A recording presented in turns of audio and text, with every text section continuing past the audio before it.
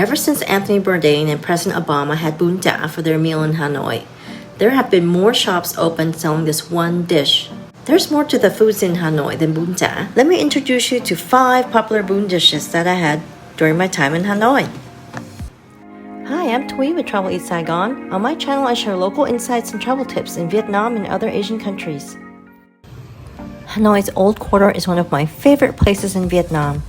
I love the bustling atmosphere with sellers in the streets, scooters, cars, and pedestrians all crammed onto narrow roads. One of the things that you'll notice is that food is everywhere. You don't have to try very hard to find something to eat. You just have to know what to eat. Hanoi is the bún capital of Vietnam. Bún or vermicelli noodle is a thin fermented rice noodle that's commonly seen in noodle soup or a dry noodle dish. So the first bún dish is called Bún Bung. It's a pork broth-based soup. The thing is that some of the vermicelli noodle soups can look similar, but when I say this green, spongy, celery-like vegetable, which is taro stem, and the big chunks of tomato, that tells me it's Bún Bung. Bún Bung is somewhat similar to Bún Mộc because of the pork meatballs, but it's different because there's turmeric in the broth, which gives it its golden color. There's also a variety of pork meats like ham and ribs, and like I mentioned before, the taro stems and tomatoes are a giveaway. Like all bún noodle soups, it's quite light, and I especially like the taro stems and tomatoes. It adds a tangy vegetable flavor to the broth. Bún Bung is pretty unique to the northern region, so you should give it a try when you're in Hanoi. Bún Thang is a chicken-based noodle soup, and what makes this dish special are the different meat toppings. It includes shredded chicken, pork bologna, and scrambled eggs, which are cut into thin strips, and it's topped with a mix of chopped green onions and Vietnamese coriander called rau răm. If you're sticking to tradition, normally you add a little shrimp paste for seasoning, but not many people like the pungent smell. Other than that, since the chicken broth is light in flavor, you don't want to add too many condiments because that will dilute the taste. The irony is that though it looks like a hearty meal, it actually is really light. I normally get hungry again after a couple of hours. So this noodle soup is probably best as a snack during the day. Bún Mộc is a pork-based vermicelli noodle soup. The word mộc refers to the meatballs. So when I saw people making the meatballs, I knew I found the right place. This location was down an alley and definitely no tourists are eating here. I came here for breakfast and it was packed with people outside and inside, a sign of good food. This boiling pot had just 3 ingredients: the stock, the bamboo shoots, and the pork meatballs. The cool morning made this the perfect breakfast. I was salivating just watching the cook prepare the bowls. This would actually be a light meal, but they put a lot of meatballs in the bowl. There were 10 pieces. The broth was hearty and the meatballs were tasty. Again, this is one of those noodle soup that tastes best without adding condiments, even chili sauce. I personally think that adding condiments dilutes the original flavor.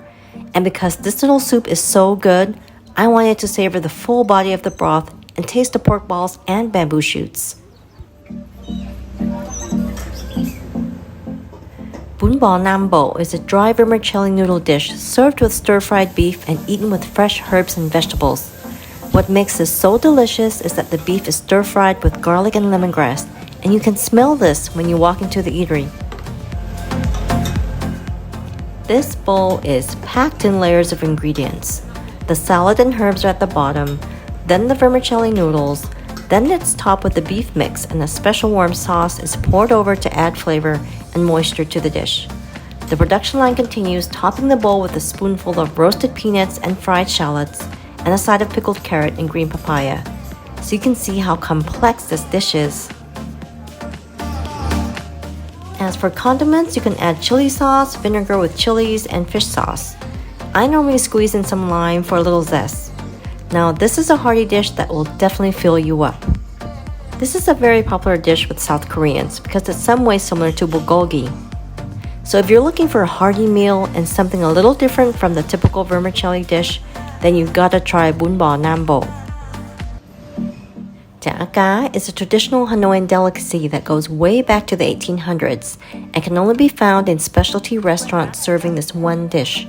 The centerpiece is the white fish, similar to catfish, and it's marinated in turmeric to give it its golden color. So each table is normally set up with their own pan and grill. The fish has already been pre-cooked, so it just needs to be warmed up. Then the scallions and dill are tossed in and sauteed. It smells really nice with the dill when it's all cooked.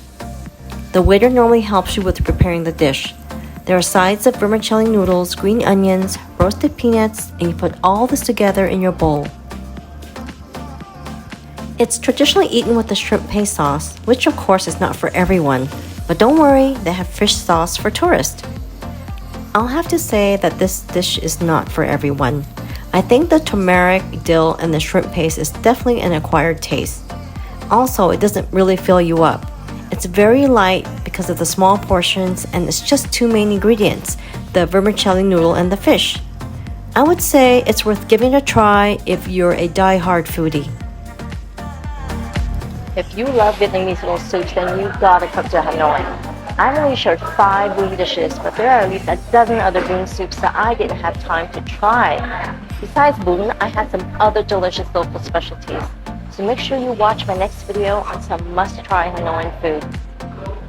Thanks for watching, and I'll see you in the next episode.